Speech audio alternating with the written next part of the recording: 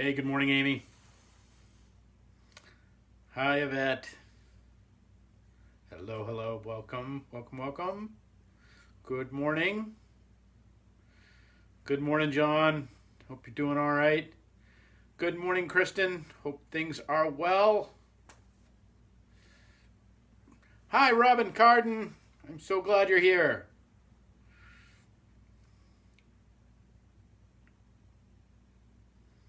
Hey, good morning, Amy. Morning, Bob Guinan. How are you? Great to see you. Hope everybody's doing all right. Good. Good morning, Irene. Great to see you. Welcome. Hey, Gail. Good morning to you. I hope things are all right. You're doing well. Good morning, Sandra. I see Rochester's face. All right. Good morning.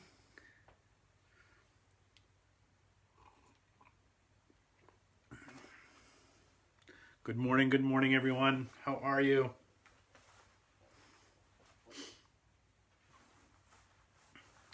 Hello, hello. Great to see everybody stopping in. Sped up my last mile to tune in on time. You're killing me. I'm so glad you're here, though. Thank you. Thank you for doing that. Thanks for beating it up. Love it. And I love the category that you won in. Woman in orange running a week later. Like that would be I would come in second in that category. Good morning, Priscilla. Great to see you. Welcome here. Good morning, Fannie Faye Davis. Hello, hello. Good morning, everyone. Good morning. It's good to see people coming in. Thank you for being here. It is an encouragement. I hope it's an encouragement to you. It is a joy to see your faces. But, I'm drinking from the Charleston, South Carolina mug, which is actually very fun. A friend of mine, old friend of mine, my first boss in the Army chaplaincy, messaged me the other day, just got on Facebook, and watching out for the murder hornets. I know, right? Like, it's so funny. It is like Dr. Evil is running 2020. It's so true.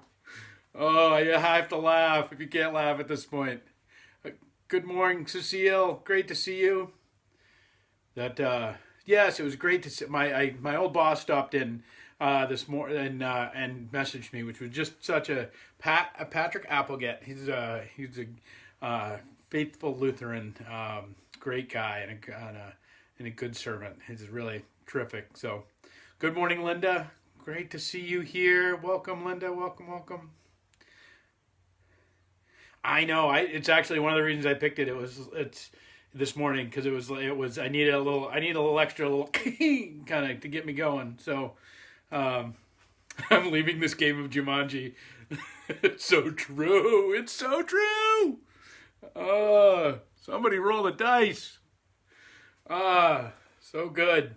All right, welcome everybody. We are. It is Monday, the 4th day of May. For your Star Wars fans, it is, May the 4th be with you.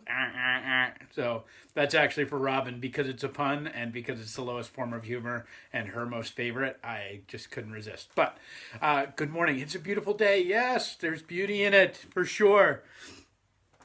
And I want to talk about this this little passage from 1 Corinthians that has a meaning, a bit of a meaning behind it. So I want to start with, and it just kind of jump into the middle of this. And we'll kind of flounder around together. Good morning, Deb Votrin. Great to see you.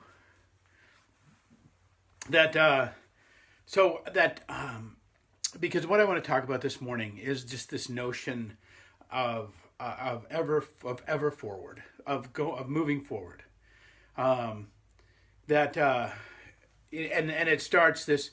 So this is Paul's letter. Paul's writing a letter to this church in Corinth. Now, he started this church. This is his church. It's kind of his baby. The Corinthians, they're some days they get it, some days they don't. They don't always have a great relationship with Paul. So he writes these letters to them to encourage them. It's some of the most beautiful texts we get from Paul. I think we get out of his letters to the church in Corinth. The whole 1 Corinthians 13 on love is just gorgeous. But here, this is in the 15th chapter, he's talking, he says, "Last of all, as I was one untimely born, he appeared also to me. I was one untimely born. For as I am the least of the apostles, unfit to be called an apostle, because I persecuted the church of God. But by the grace of God, I am what I am, and his grace toward me has not been in vain." Oh, now there's a story behind that line. That many of you know the story of John Newton. When John Newton was a slaver, and he ran a slaver ship for a number of years, and and found his way, and his mind and his heart opened by Jesus, and came to be one of the greatest voices of anti-slavery that would come to be. And he's the one who wrote the great hymn, Amazing Grace. And there's an incredible story. The story's been told numerous times. But one of the pieces of the backstory of that doesn't always come forward is that late in life, when Newton is in his 80s, he's lost his eyesight, so he can't read anymore. He can't hear well. His memory is failing him. In all of these things, he's struggling. But he hears someone reading Bible, and they're reading this text. This, by the grace of God, I am what I am. He hears that text, that those words of Paul. And he pauses and he thinks for a moment, and then he says these words. He says, "I am not what I ought to be. I'm imperfect and deficient. I am not what I might be, considering my privileges and opportunities. I am not what I wish to be. God, who knows my heart, knows I wish to be like him. I am not what I hope to be. Before long, I will drop this clay tabernacle to be like him and see him as he is. Yet I am not what I once was, a child of sin and a slave of the devil. And though not all these, not what I ought to be, not what I might be, not what I wish or hope to be, and not what I once was, I think I can truly say with the apostle, by the grace of God, I am what I am." Friends, you are what you are by the grace of God. It is not by the intervention of the CDC. It is not by the intervention of your governors or using. It is not by all the principalities of the world. It is not even by your family or your friends. You have been drawn forward by a river of grace, by the one who made you. You've been drawn forward by that. That is the one who is with you now and is in front of you and is calling you forward. We find ourselves on an interesting shore. And I'm not saying don't listen to people. I'm not saying don't do all these things. Don't hear me say things I'm not saying. But hear me say that where and what you are and what you have become and what you are becoming is a result of that grace of God that Paul writes about from Corinth. But by the grace of God, I am what I am, and his grace toward me has not been in vain. You, friends, are not a waste of space. You're God's grace and love and sustenance that he's poured out in you is not a mistake. It's not a one-off. It's not I guess I have to love even me. There's an old hymn that says that. I hate it. Jesus loves even me. No, Jesus rejoices in loving you. that even though we might know our shortcomings, there is so much more, that we will continue and ever be drawn forward on the river of grace towards the one who loves you and made you.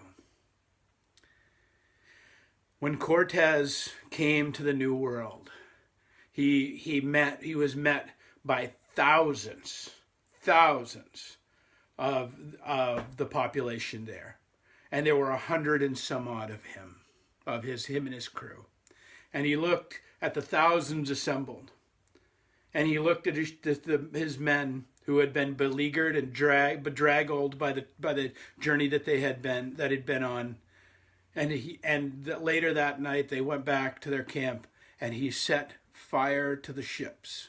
He set fire to the ships. He burned the ships, because what he said by that declaration was, he says, we cannot go back.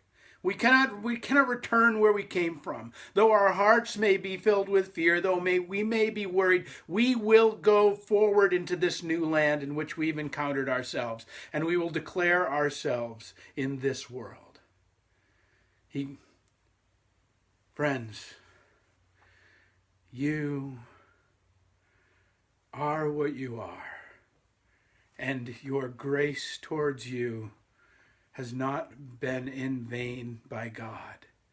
It is because you were made and perfectly placed right here and right now. We as the church deployed all over this country, all over this state, all over this city, burn the ships and move forward. Let God continue God's great work of knowing your love and your grace, and to shed that about the world. Hear those words of Paul again. Hear them again. Last of all, as one who untimely born. Who of us all feel untimely born in such time of these, with disease and murder hornets and Jumanji curdling around us? For I am the least of the apostles, unfit to be called an apostle, because I persecuted the church of God. But by the grace of God, I am what I am, and his grace towards me has not been in vain. Friends, God's grace towards you has not been in vain. You have been brought and placed perfectly upon the shore in which you are. Do not fear going backwards. Do not fear what is ahead of you. Go forward, strengthened in the armor of God. Maybe we'll talk about that one day. In the armor of God. And burn the ships. Let go of all the things that were behind you, and live fully with hope and joy and peace and fire in your belly. And that the grace and peace and love that God has shed upon you hasn't been in vain, because it hasn't. All right, friends, that's my hope for you today. I felt very called that today we all just need a little bit of a pep talk. We need a little bit of remember that we are maybe in a new place, but we are not abandoned there, and we are not alone there, and we are not lost there, but we have been placed there as one unworthy, unfit in all those different ways. But we are a child of grace, born in grace, brought into this love and this life right here and right now. Okay, friends, we will talk again tomorrow. It is so great to see you all. Thank you for being here. Thank you for accompanying me on this journey. If you think this would be an encouragement to somebody else, please share it. Please send it along. That our journey is that we might gather others. Vicky, we will pray for you and that you might be out of pain these days. Please let we are in fact the church, maybe not together, but we are the church gathered, and we are deployed in all around, and that we might go forward and be the church. All right, friends, thank you. Have a great day. Enjoy the beauty of it.